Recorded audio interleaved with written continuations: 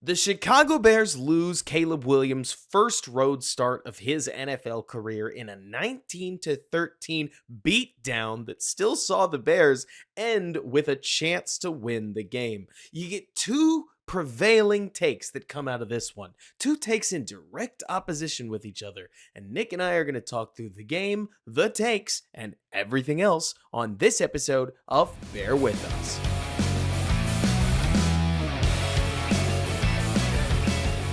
What's going on, everybody? My name is Robert Schmitz. I am your host, the editor-in-chief of the Bears blog, right here alongside my co-host, Nick Whalen of Football Guys, as we fight through the night. I love these post-game podcasts, man. They always get me on Sunday night and especially Monday night, because we are starting at a ripe 11 p.m., and we will roll till we're done. How you feeling, Nick? Yeah, man, it's it's tough because you just feel for Caleb because he couldn't be comfortable back there.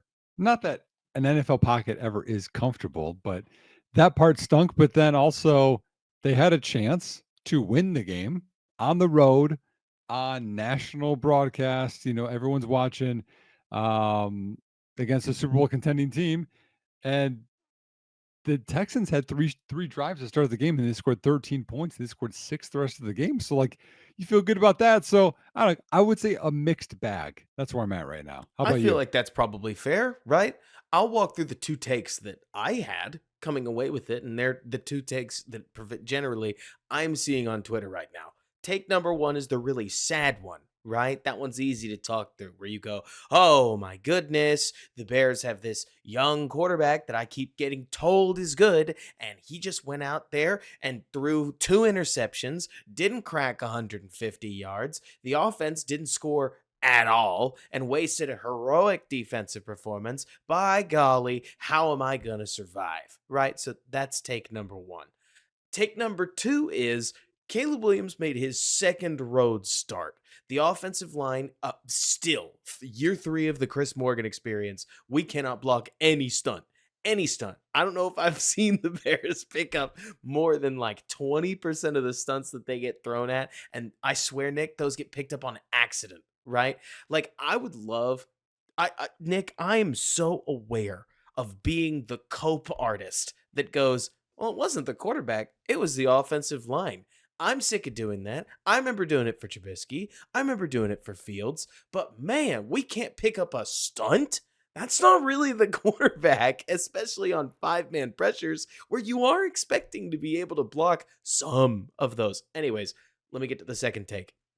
You're starting two rookies, both of whom look lost out there at times. Caleb actually looked pretty good until he took his eighth hit of the game or whatever it felt like it was. And past a certain point, a battered quarterback is going to play like a battered quarterback. You're the one who's actually coached, but I see it every week where, man, there's that one hit that you feel turn the game. Last week, we saw Tremaine deliver it on Will Levis. This week, I don't know when it was for Caleb, but there's a point where he started playing like he was in a frenzy.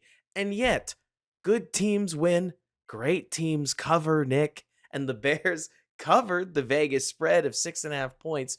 All that to say, this was well within the range of expectations for what this game was going to be.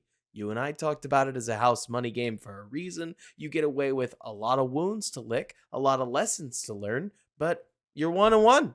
This was why the Tennessee game was important if you're trying to make a playoff push. So, where do you fall? Yeah, overall, I think it's a positive. I think it has to be. If you're a Texans fan, you're frustrated. You won the game. The defense was getting after the quarterback. Why do we only score 19 points? You know, I would assume that they're frustrated and at home, so if that's the case and they didn't cover, despite picking off Caleb twice, you have to think that it's somewhere in the middle. And honestly, that's where everything lies. Was Oh, yeah. Caleb great? No. Was he trash? No. I think you can go down that road for a lot of it. I want to talk about, I think, the biggest thing we learned about Caleb Williams. tonight. I think it's actually two things, but the biggest one is he's tough. Oh Like yeah. one, when he lowered his shoulder to run to get inside the 5, also, Caleb, don't do that. But still, that guy's tough and he has power. He showed his, old running back skills. Um, and 2, he doesn't quit. Like, if you go back, okay, not the last drive, because obviously that one wasn't awesome. Even though even though the first play, he because like, okay, he threw the picks, right? I get it. But he's like, I'm taking shots. I'm not gonna Andy Dalton this. Check down, check down, check down, down the field. And the first play was that bomb to Rome, bomb, intermediate, right? On time is good. The drive before, okay, we're down 9, we're backed up. The first play was him. I'm going to take off and run when he saw the lane. It wasn't, I'll just get rid of it. Cause I mean, there were a bunch of incompletions tonight that were throwaways as well. And he got the grounding one. But I saw that when I went to the Notre Dame game and I saw USC get blown out, right? Caleb had a bad game. He didn't quit. And like, I think that's important. That's important for, you know, the future of the team, but the team to see that in him too, that like, hey, no matter what, we're going to still fight. I agree. I mean, I it's weird talking through this game, right? Because I feel like Nick, one of the common things you see within football is the guys like you and I are going to come through and we're going to say, "Well, don't look at the box score. Let's talk about what actually happened." But generally speaking, what actually happened mirrors with the box score a little, or else the box score would have looked better, right? Caleb Mhm, still has accuracy issues that we're working out on mhm, throws with pretty much any loft at all. If he's not throwing the one ball, the fast ball, the ball is right now a little all over the place. Now, it felt like it was getting closer in the second and third quarter, but then we get to the fourth and he throws a back shoulder ball for DJ that's way too shallow. He throws a bomb to DJ that Collinsworth feels like DJ stopped running for. I have no idea. The camera cut to it so late. We don't know. And mhm. then the one time I really thought Caleb nailed his downfield throw placement on a back shoulder opportunity to Rome Odunze that would have put the Bears at about the 30 with 14 seconds left. Rome has no idea the ball could have been a Yep. back shoulder, doesn't turn for it, and the ball falls out of bounds, which, again, rookie to rookie connection, nothing more Y- inconsistent. you know the one thing with the deep balls, and I made a note of this, and this is again Bears fans. We're honest. That's what this podcast is. We're sure trying to be. So I know there's going to be some ghosts here, okay? But a lot of the deep passes that have been errant or inaccurate, however you want to word it, they've been left. And that's, the Mitchell Trubisky thing, y'all, if you remember that one. But like last week, right, he missed the slot fade to Carter. That was left. He missed Keenan on the out and up. That was left. This week, missed Carter on that corner left. And then DJ on the, whether it's back shoulder or comeback, that was left. The only one that right I can think of was the one to Rome. Am I wrong? Well, actually, he overshot DJ left. Now, again, some of those I'm like, is he just throwing it away because it's near somebody, or is he trying to? But that was, beyond him by 5 Oh, yards. I mean, some of them he's definitely throwing into the second deck. Like, not all of them are Yeah. deep throws, but plenty of them are close enough. I think my favorite example here would be the one to Carter. You would like to see him hit that. But at the same time, Nick, I don't want to sound like I got too low a standard here, but after the Tennessee game, I wanted to see what we got out of the first half. Just what we got was enough to settle me down. This is a road start. I got a friend of mine who was at the game because I am from Dallas and I wasn't going to this game for exactly this reason. He used the phrase "it's loud as" and then gave me a synonym for excrement. So that place was rocking. This Texans team has momentum and the fan base knows it. And Caleb was the prop that was trying to play Mhm. spoiler. So, especially as D'Amico Ryans, who, by the way, Nick, lest we forget, D'Amico got his job because of a frenzied San Fran defense that has chewed up better quarterbacks with more experience. So, it's not as if this is out of the realm of possibility. And you and I nicked and scratched at potential opportunities for Chicago, but man, let's just own it now. We highlighted a bunch of matchups, and the Bears lost them across the board. The Yes. tackles got whacked. The Yep. interior offensive line got smoked. Like, Yep. oh my goodness. Like, a spade.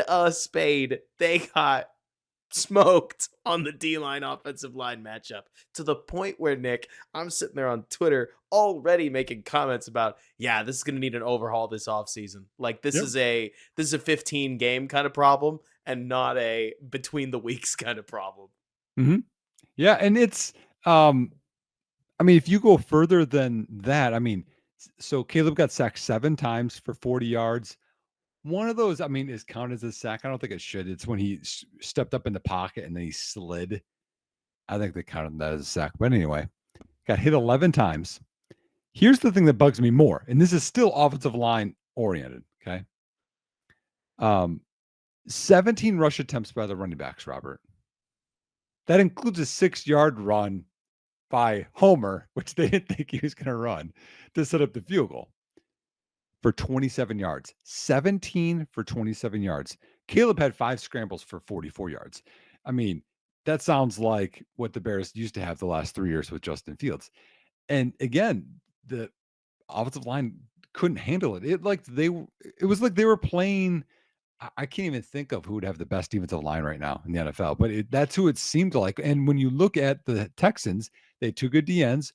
We talked about the D tackles are just okay, and the linebackers aren't great. Like I thought the interiors where we were going to eat, and if you I can't did run too. the ball in 2nd and 9, it's 3rd and 6 off of running, and you can't protect. And in between all there, Robert, you have I think it was 4 false starts by the O line, Is and then bad, another dude. one by, or maybe it's 3 by the O line and 1 by Mercedes Lewis, or 4 and another one. Like you're setting up your quarterback for literally 0 success. Dumb little offensive miscues were all over this offense. I mean, we're talking 2 delay of games, one that got saved by a penalty, constant false starts, some on Davis, some on Darnell Wright, where at least to me, it looked like there was clearly a cadence issue.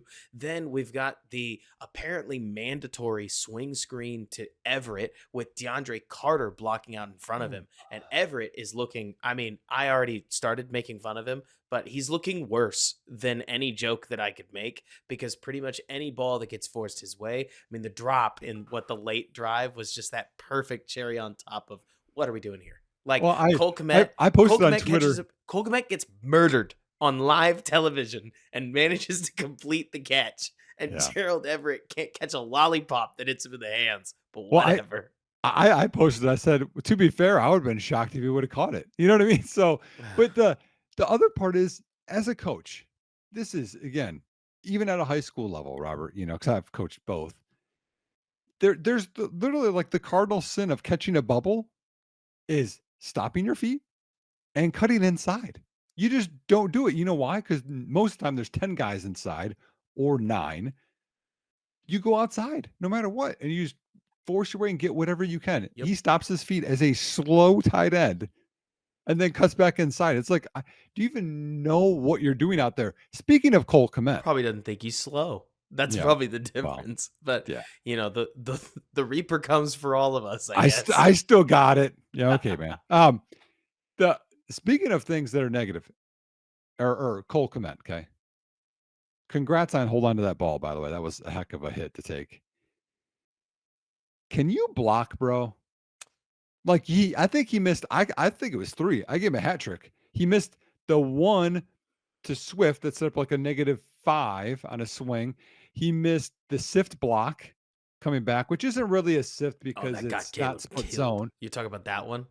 Well, that one too, and then there's I think there was 3 missed blocks by Cole Kmet. One was I think 2 were sacks, or one was a sack and one was a -4 for Swift, and one was a -5 for Swift. Like Cole Kmet, you have the mass to block. At least put in some effort. And that's the thing, though. He may not have as much mass anymore. I can't speak. I am eyeballing this. This is speculation. Asterisk, asterisk, asterisk. He looks like he's 240. Tinfoil hat. Caleb or Cole looks like he's 240 and he's running like it. I like 240 Cole. Like this works for me. He looks fast. He's in and out of routes. This looks like a tight end that we can build a passing game with, but it does put you dangerously close to the Jimmy Graham territory of what are you going to be able to block? Hopefully not much. Hopefully we're not going to ask for it, but we did. One thing, Nick, I'm going to go ahead and say something that is, I'm saying this too early. Bears fans know that I'm saying this so that somebody called it out if we start having different conversations 6 weeks or so down the line. Right, Nick? Um, just because it's now living in the back of my mind, and I would love for future data to change the way that I'm starting to think about this, right? But I'm looking at this Bears schedule, okay? And the division looks harder than I thought it was. Not big. Detroit looks just as lackluster as I expected, but suddenly the Vikings are swinging with the best of them I right now. mean, that game day was unreal. It was. And I mean, if they can sustain that, then yeah, they're going to be a problem down the back stretch of the season. And the Packers, as we're finding out, it's not that Malik Willis played some magic game. It's just that they're never going to be an easy out. And the Cardinals look spicy. And the Patriots look tough. And the the Panthers look exactly as easy as we would have anticipated. The Jags 33rd pick. the Jags totally look like a winnable game. The Ram placements are dealing with more damage in their beating to the Cardinals. So there is some like the schedule gives, the schedule takes. But Nick, I just want to say this: if this does end up being like your standard stereotypical rookie season where Caleb and the team have to go through a bunch of growing pains as they figure out what is a lackluster set in the trenches, dude, Nick, we said this on one podcast once where I speculated, I actually don't know if they'll be able to run the ball. And even I didn't think it would be this bad. But you and I also talked about how Shane Waldron has a penchant to abandon the run. And we liked that at the time. Yeah. But it does kind of leave your quarterback on an island and make him perform. And there is a point where at least I start looking at this, Nick, and say, oh, okay. So if when the game plan goes to hell, the answer is call 45 passes for a guy who's never started on the road before, this could be a more rough and tumble season than we envisioned. But we'll get there later. It's week 2. They're 1-1. It's too early to put a nail in it and say that's the take, but it's enough to make you go, "Oh, I don't know what this season's going to look like." We'll just have to Yeah. let it play out. Yeah, no, it's fair. I mean, I'm sure we'll talk about the schedule upcoming because it's a little bit easier, which is nice. Thank goodness. The Yeah, the one thing that okay, just my coach hat is coming on. Okay, I'm Put it wearing a on. hat. If you guys are watching, the YouTube, but if we're getting blitzed a ton, the the coach in me says you throw into the blitz. That's how that works because then there's a void. There's always an area, y'all. Defense can't win. There's always an area to exploit. And generally, when you blitz, you throw into the void. That's how it works. They were blitzing a lot, I would say I mean, it wasn't corner blitzes, so we don't have to throw, to the flats. Why were we throwing over the middle of the field? Like barely at all. The best throw Caleb had all night. No, he had a few, especially early. I mean, the slanted DJ, the one up the seam to Carter was so nice. And Very he's had at nice. least one of those every week, which is nice because like, okay, it's there. You just have to keep building on that. Why weren't we throwing just 5-yard option routes? I mean, there were drives when you probably remember this one where they started with 2 tight ends in the back and Swift, and it kind of was just like the 2 receivers run whatever they want, and the 3 go and kind of check down. And hey, we start off, we got 4 yards. That's okay. Like, where was that in the late third through the fourth quarter when we just are like, you know what? We're going to throw comebacks all day and hopefully we complete one. Right. Like the longer I've done this, Nick, because I've been doing this dance for the better part of about 5 years, which is not that long. But the more that I've done it, the more that I've realized playing guess the play caller is way, way easier than meets the eye. Duh, we're not playing like Oh, well, what could Shane Waldron have done if Well, the well, offense also Caleb runs? could have checked his stuff too, if we're being Sure, fair. but he's a rookie. Can Yeah. we just, for a hot minute, do what I think should have been expected from Jump Street and assume Caleb's not going to carry your offense, right? At least for the first 6 weeks, can we just build a game plan around not having Caleb bear the overwhelming weight of responsibility that comes with Yeah. managing it all? That said, Nick, oh my goodness, not to pull out the Jalen Hurts complaint, where is a hot route? We've got a 3rd and 4 where we don't get the playoff because we end up almost taking a delay of game. But going into the 3rd and 4, they come out, we run a little yo yo motion. That is to say, one of the receivers basically shifted into the backfield and then shifted back out of the backfield. Defender tracks us, it's man. Another nickel corner or linebacker type steps up on the line of scrimmage. It's a man blitz. You saw it, right, Nick? Because Mhm. it was clear as day. We got to take a timeout. Come back, run the same motion. What do we get? A man blitz. Darnell Wright false starts. Okay, back up 9 yards. Run another little motion. What do we get? It's man. What do we see? A creeper. It's blitz. Are there any hot routes on this play? No, because that just would have made any sense at all, right? Right. Like we get 3 cues. 3 cues. They're bringing somebody. Massive void. No, no, no, no. We send DJ and Rome vertical. We have DeAndre Carter running a curl at the 10-yard mark, and before he even curls, Caleb's already fighting for his life. That's the one where he broke 2 tackles and it took the third to bring him down. Am Yep. I crazy for looking at that and saying this might be a bad plan? Right. Right. I mean, and how do you beat man? Crossing routes, crossing routes, cross routes. That's how you beat man. The um I kind of want to pivot from Caleb because I know we talk about him a lot, and there's a lot of other guys that played in this game.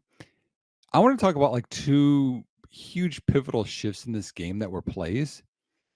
One was when we're driving down there and Komet misses the block and Caleb gets sacked when we're on in field goal range and then Yep. knocked us out of field goal range. I thought that was a humongous play in this game, especially because I think Chicago had momentum at that point.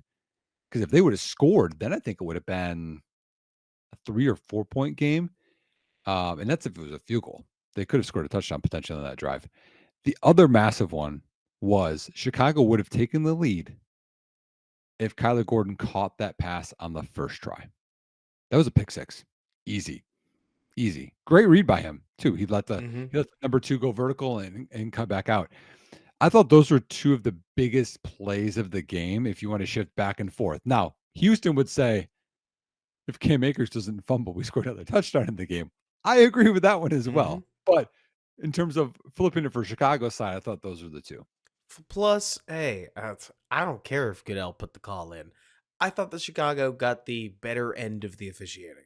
I thought that Cole Kmet's defensive pass interference could easily be called uncatchable. I think that anytime Caleb throws a cross-body ball all the way across the field and happens to catch the benefit of a defensive holding as he throws the first pick of the game that ends up wiped away, that you got to tip your hat and say, thank you, And officials. another bad throw left. Also, I had no idea where he was throwing that. I I still don't really know. Hmm, Like maybe that's where maybe the foul really made that big of an impact. Dude, I don't know. Dude, Not I to want to know. mention, most of Caleb's deep attempts right now are coming without his feet set. And Yeah, this is the NFL. It's not college. You got to be perfect. To use yeah, an example, that ball to Cole Kmet that some people are saying, "Oh, rookie, you can't do that." No, Caleb can. You drafted yes. him number first overall because you actually do want him to make that throw. You just have to make it. Cole's got to step back and stand there. You push that thing 5, 8 yards further downfield, and Kmet could have run for a 45-yard pass play.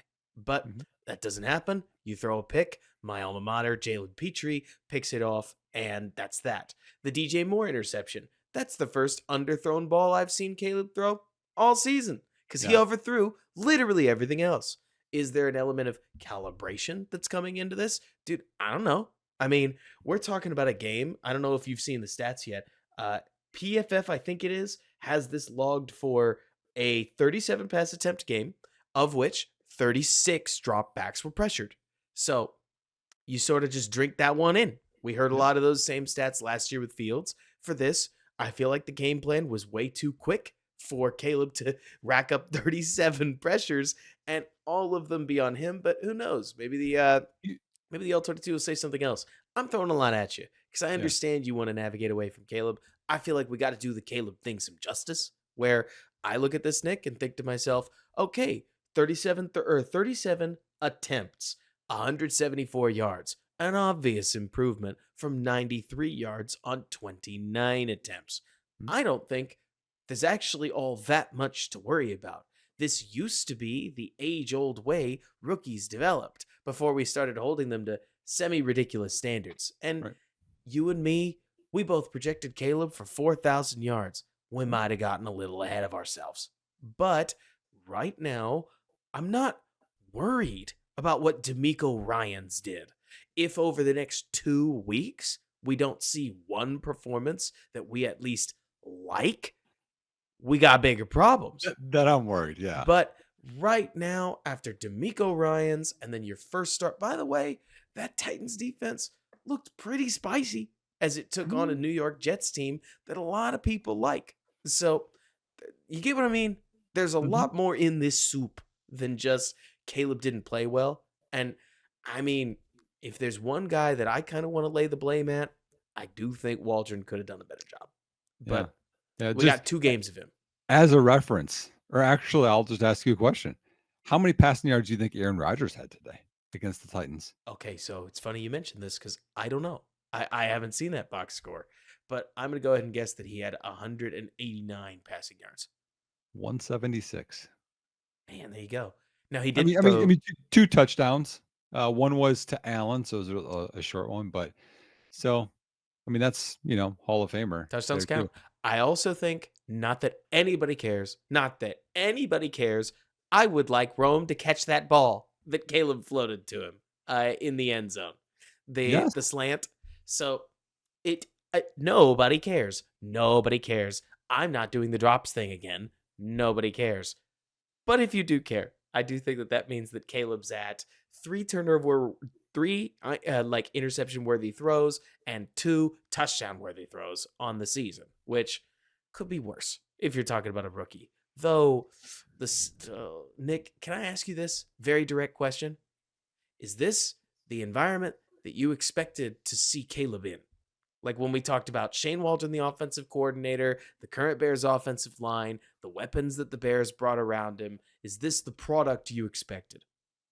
No, it's basically a worst case scenario because I thought that they would uh lift him up some. I mean, I even said that. I said it feels like Caleb's carrying the offense and everyone else is just letting him down. Like they weren't supposed to let him down. Like, where was Tyler Scott tonight? Nowhere. Playing behind DeAndre Carter, who I apologize, DeAndre, you clearly won the wide receiver 4 job when I Not wasn't familiar with your looking. game. Dude, dude's kind of the Bears' second best player right now. Like on offense, at the very least, he's doing it all. Yep. Broke a tackle on Derek Stingley, legged out some of the only yak that non DJ Moore has You created this season. you know something weird with him too? Like when I saw the overthrow on the slot fade last week and I Hmm. saw the overthrow on the corner this week, Hmm. he's such a short strider. Sometimes I'm like, does Caleb think he's just like he's gonna run underneath it, but he can't? Like he's a quick player, he's not a fast player, in my opinion. He's quicker than fast. So I'm like, maybe he's overestimating his speed, is where I was kind of at. Um, I do want to talk about some positives from tonight, some other things. Oh yeah, So if we're cool from pivoting from Caleb here. I do like positives. So the first one was bad.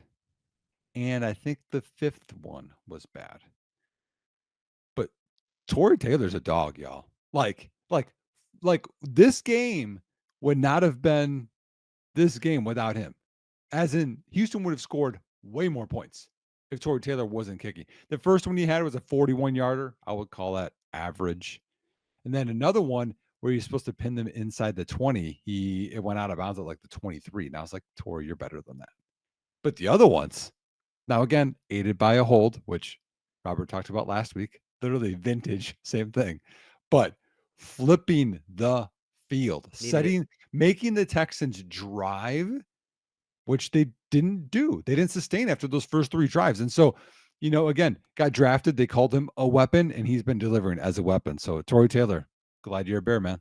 Kudos to Richard Hightower and the gang, because not only did Cairo Santos kick a very clean game, and the Bears did need every kick of his, but somebody tipped one of Hightower, or not Hightower, I can't remember their punter's last name. Sorry, Townsend? I think it was Townsend. Somebody tipped one of his punts. You heard that, right? I'm not crazy. It was one of his in the end zone. If you go back, you're gonna have to listen to the broadcast copy. You see somebody knife up the middle of the special Mhm. teams unit, stick out a hand, and you hear a pop. And that's the first bad punt that sprays wide left and Oh, careens out of bounds at about the 50. Now, it's obviously not a full block, and nobody really cares if you don't stop the momentum much. But these are punts. Like, the ball only flies if it's flown perfectly. So, I think, major kudos to Austin Booker nearly getting his hand on a field goal. Somebody, it sounds like, getting a finger to tip a punt. A relatively good game from the kicker. Man, the Bears special teams units are come and play. And those sorts of things do make a big difference in games like this. I I have a question on special teams right now. Why is kicking such a cheat code? Like Oh, like that Fairbairn I got takes on takes is for like this. is like insane. I was like, I mean, every time he came up, I'm like, okay, well, he's due to miss one of these. He only missed one all of last year, y'all. And then Cairo had both of his. It's just like it's getting extended so much further than it used to. I'm just baffled, honestly. Well, so I was thinking about this because I was talking to Allison about it, my wife, about the exact same topic. Because, you watch a Saturday and a 44-yard field goal is legitimately tense because these Yes. college kickers can't hit anything. And then you go to Sunday, and so long as it's under 60, it is fully expected that you're going to make it. And you're Yeah. probably right. In fact, once it gets over 60, it's still not that hard. It's just a matter of, maybe they'll finally miss one. I think, Nick, it's because on one hand, you've got a large scale conversion to dome stadiums. It's not every stadium, but it is a lot of them. And That's then true. second off, a lot of so what is it? The 90s, you were still talking about grainy televisions, right? It's not like, wow, the 90s were the Stone Age. It's more to say that football has really exploded over the last generation.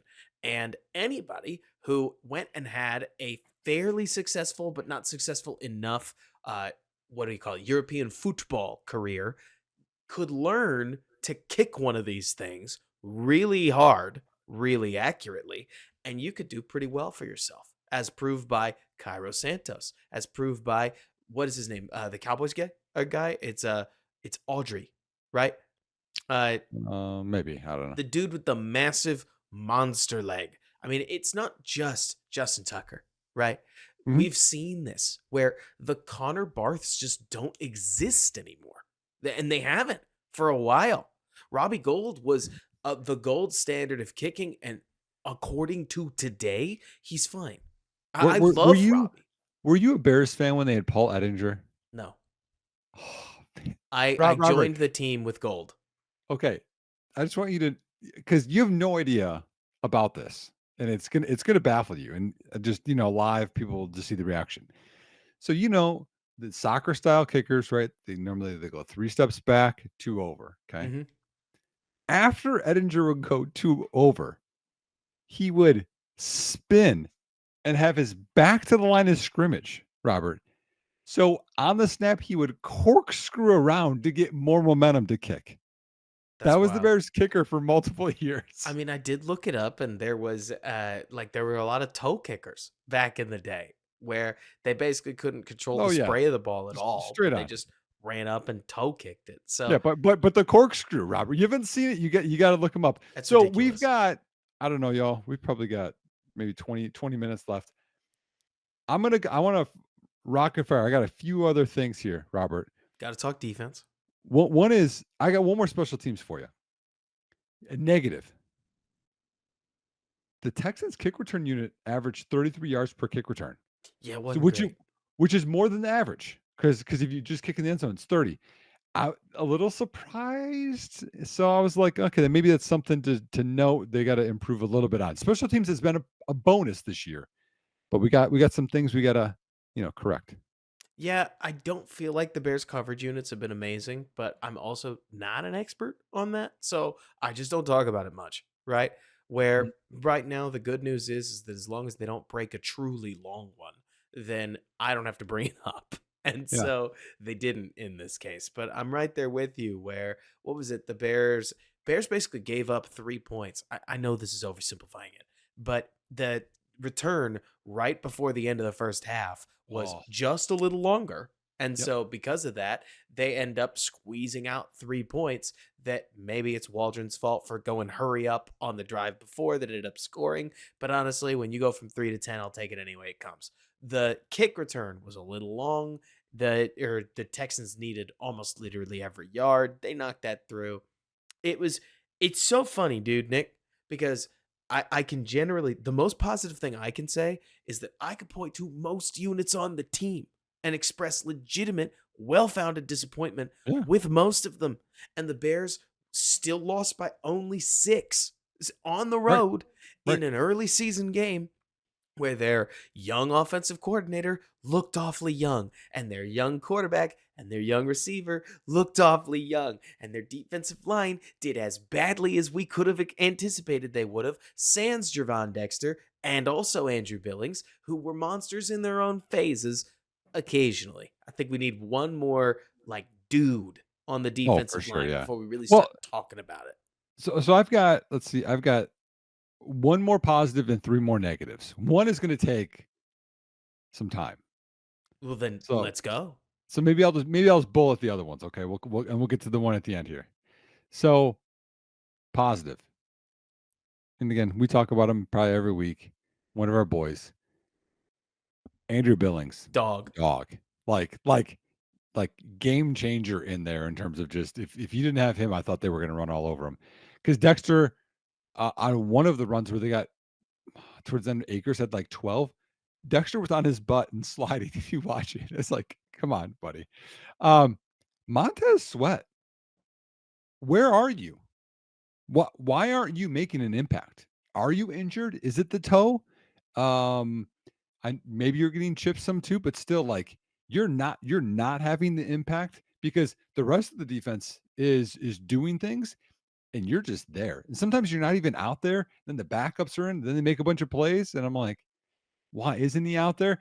I that's one that's really really questioning me. And if you don't want to talk about him, the other one is your boy got picked on tonight. Tyreek Stevenson Yes, he got did. picked on Oh, thoroughly. yeah.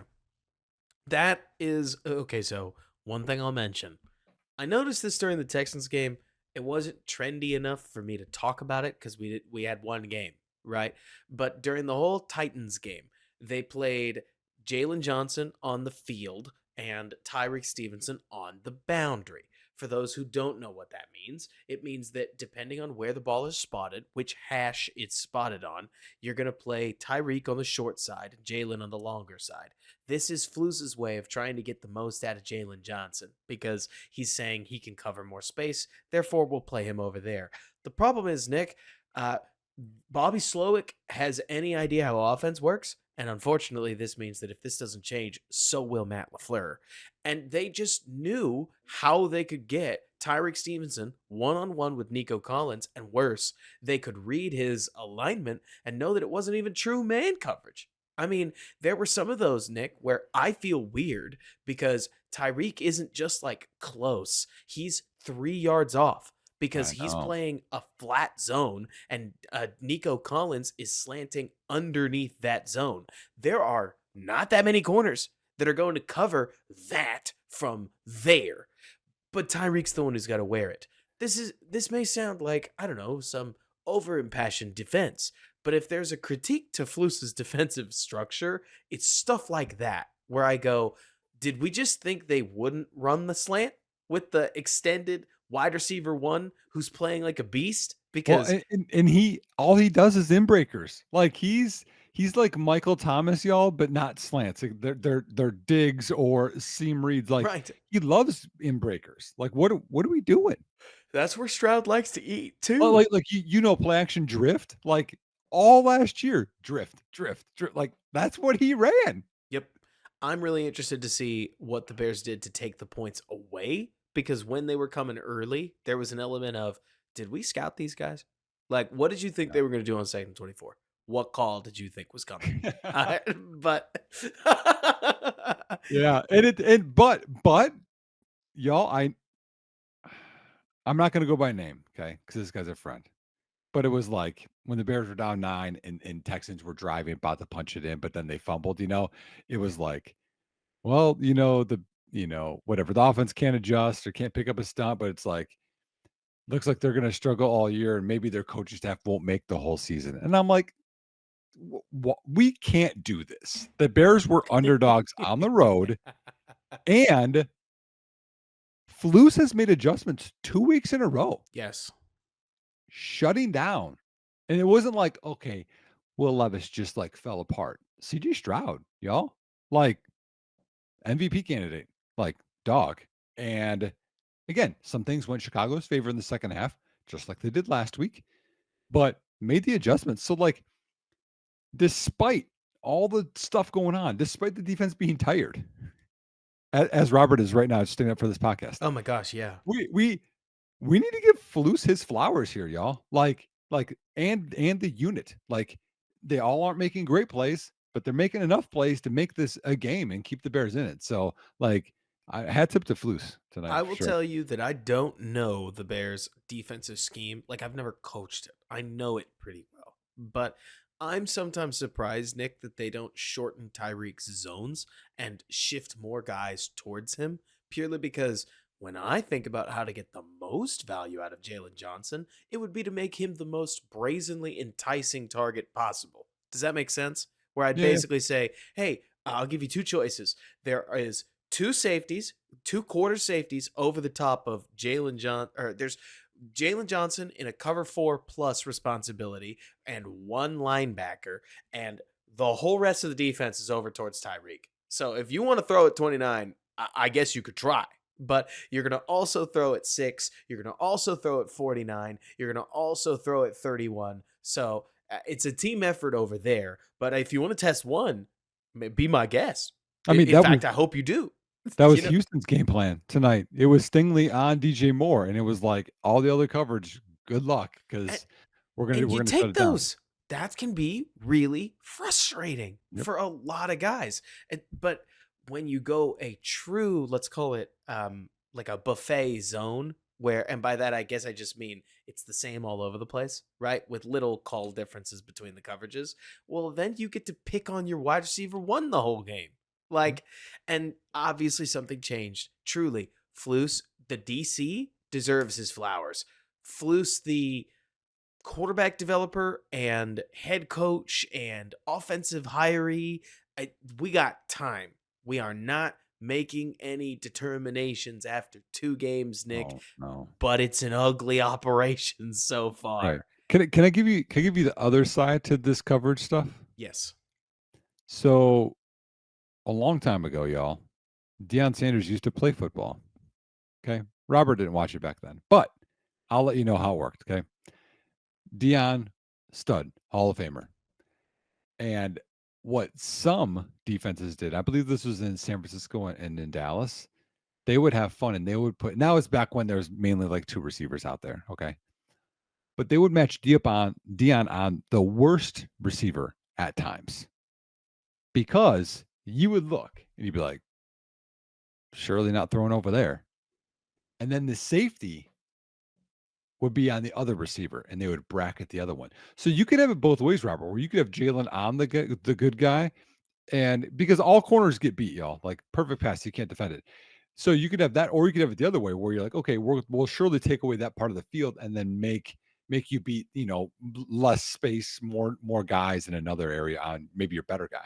And it's funny, right? Because I'm definitely not a believer in shadowing. We've seen the Bears try that with Jalen Johnson before. And as much as I think Jalen Johnson is, a dude, he's not that guy. It takes an insane corner to play outside and nickel at a high level. And Jalen just doesn't have the foot speed to do it. That's okay. It's why, Nick, when I'm talking about this, I'm talking about tailoring the zones so that Jalen has more space to cover. Because right now, I don't think, let me put it this way, Nick. If I was designing a game plan to beat the Bears defense, I would just avoid Jalen Johnson, which is Yes. what it's what two offenses have done for the majority of the Titans game, for the entire Texans game. Because it doesn't hurt you bad enough to go at Tyreek Stevenson, if that makes sense. Like, Nope. I don't think It, Tyreek's a it, it's bad Kindle Vildor all over again. I don't think Tyreek's a bad corner. I just think he's being put in some really tough positions because Mhm. it's not hard enough to go anywhere else. So, yeah, I'll take the island matchup with the corner that's got some skill. At least I get my dude up against him, Yep. but that's a separate thing.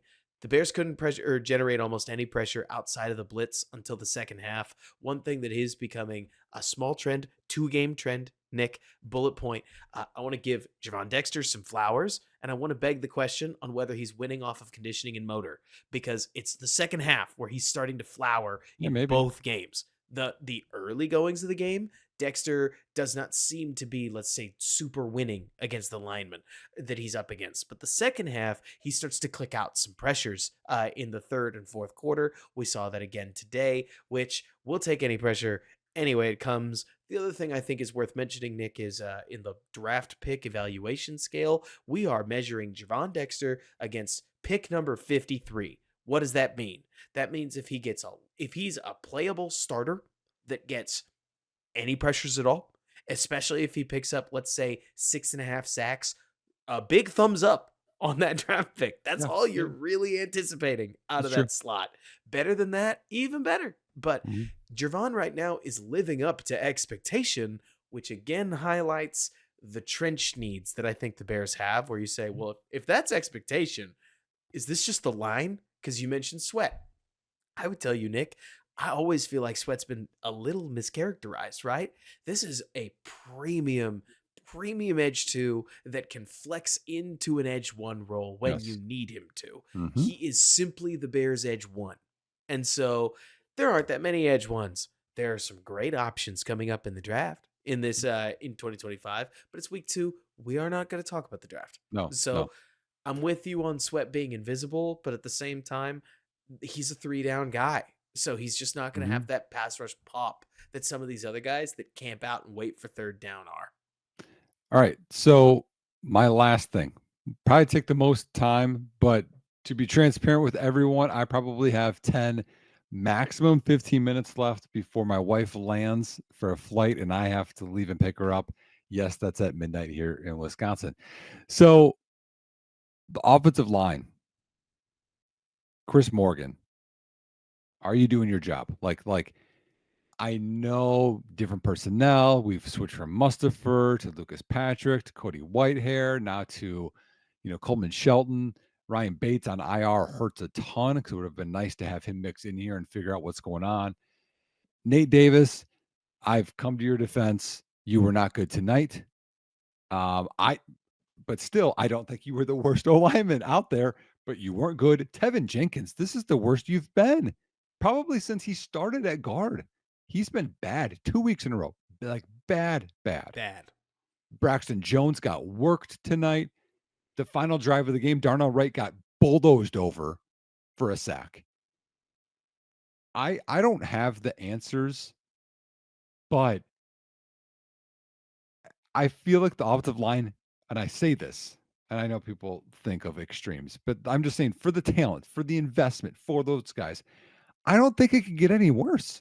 Like they literally played, I thought, the worst that they could play tonight. We are talking. It is week 2. It is early. People make fun of week 1 overreactions. We don't make enough fun of week 2 overreactions. Nick, you and I are reasonable people. We get it. Can you agree with all those statements? This Yeah, is the yes. Facebooker's offensive line. Like that Bears Facebooker that's saying, they're not going to be successful because they don't have an offensive line. He was right. Like that, this offensive line right now looks as bad as you could possibly ask it to. It is the worst part is you can see Caleb up at the line adjusting protections Yeah. like we really didn't see some quarterbacks do over the last 2 years. So in theory, they're getting a little bit of extra mental health or mental help. But now, Nick, we're talking, I will name them. Okay. So just gird yourself. Sam Mustafer, Cody Whitehair, Lucas Patrick, Dan Feeney, Coleman Shelton. And if you want to count Ryan Bates, I'll let you. Every time they put the Bears uniform on, they line up at center and they take snaps, I guess they deliver snaps for the Bears. They have looked awful. Yep. Generally, they've looked as bad as they've ever looked in their life. And Mhm. the Venn diagram kind of has overlap at one name, and it's Right. Chris Morgan right now, Yep. who it's not like we have this track record of amazing success elsewhere, like Harry Heastan, where we scratched our heads and said, are they just not any good? So Mhm. I don't know what's happening. Maybe the Texans front is just a bunch of dudes because they're going to try to go win a Super Bowl. So sometimes maybe we don't know their names, but just like Tavondre Sweat last week, maybe they're just a bunch of dudes. But also, worrying trend right here, man. Especially Bad. because you can't just go to the guard shop and pick up another guard. People are going to say trade deadline. That just doesn't really happen. No, Got not an O-line, no. starting linemen start for the team that starts them. Yes. Yeah, because there's not enough of them out there. Like, it's And they only protect so the most valuable asset on the football team. So right, to get yeah. rid of them And I means risking the health of your quarterback. like, the other part again, and I know this is go back to coaching, and this is the Waldron stuff, but, like, Robert, okay, if Caleb's getting hit from blitzes, which y'all let's just define this real quick, okay? So blitzing's when they bring 5 or more. Simulated pressures are when it looks like they're bringing 5 or 6, but only 4 or less come, right? Then they fade Mm-hmm. back. Twists, right, is when one defensive lineman goes in front of the assignment of the other one and takes up lineman, another one comes around. All of these things are working, which tells me one thing as a play caller, Robert. And I did this as a play caller. When I don't have faith in that, I change things up like move the pocket. Like it doesn't have to be a full, and I don't love rollouts, but you could do them. You could roll out. You could have the massive boot play action because he's good on his feet. I mean, honestly, yes, he got sacked a lot tonight. He got out of some stuff too, and I'm like, He did. dude, this guy is the balance, the vision. Like he got it. But you also you can the biggest one I see Green Bay do all the time, Robert, is where you show inside zone and then drop straight back because the defenders have to go east west to cover the run, and then you go and they can't get north south, so you have extra time. You could half roll too. There's all these things. I don't see them out there. Like we have to Dude, find some of those answers because, as you're saying, the parts are the parts up front. You know what?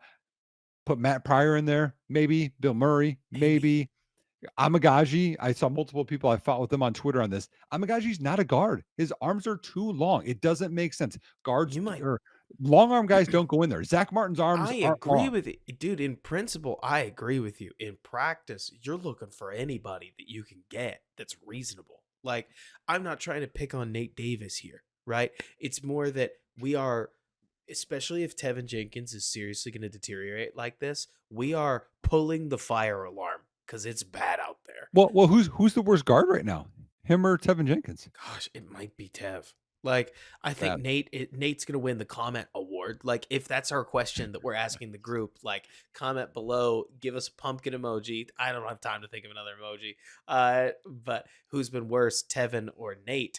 I guarantee you, like everybody's gonna say it's Nate because we hate Nate Davis in Well, yeah, Chicago. it's like he stole everyone's prom date. Like that's what I feel like. I'm like, Coleman Shelton's bad too. Like everyone's bad, but it's just like this is Dude, the it's guy. so bad that Coleman Yeah, Shelton got called out on the broadcast, and Chris Collinsworth went, "Yeah, you see this center Coleman Shelton? They're trying to attack him." And I was like, "Man, when the football broadcast calls you out yeah, like that, that is tough living." it's But not good. I'll tell you one thing, Nick, that a game like this really does make me just kind of get frustrated, to be honest with you, because Rome is out there looking like a rookie's rookie, right?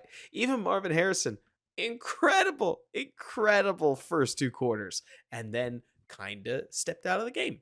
And Yep. then Malik Neighbors has a 4th and 1, hits him in the hands as he's trying to toe tap, can't quite pull it in. Takes time for these rookie receivers. I get it. Keenan Allen, worst case scenario, he's already hurt. Like, seriously. And so we're back to the world of it's DJ, it's Cole, and it's whoever else we got.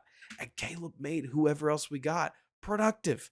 So suddenly, here we are looking at this team saying, what if they did throw a little more at the offensive line? But I don't know, man. Like, Well, I mean, you can't fix it all in one off season. and there Like this, wasn't anything that's that really fell into their lap. Not right. really. But at the same time, would Daniil Hunter have looked good in navy and orange? Yes. But I don't know, man. It's a funny game.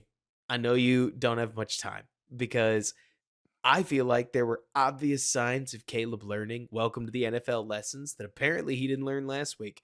Trying to get the edge on that scramble and getting baked by a very legal hit on the sidelines is one of those.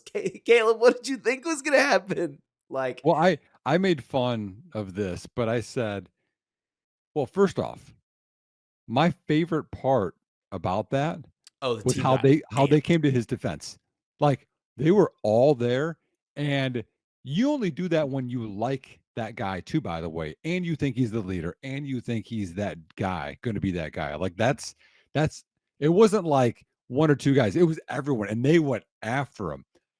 And I joked and I said, "Tevin Jenkins, that was the best play that you had tonight, was sticking up for him," which I like. I'm fine, I like the attitude. Darn right went I'm all after the for that. guy.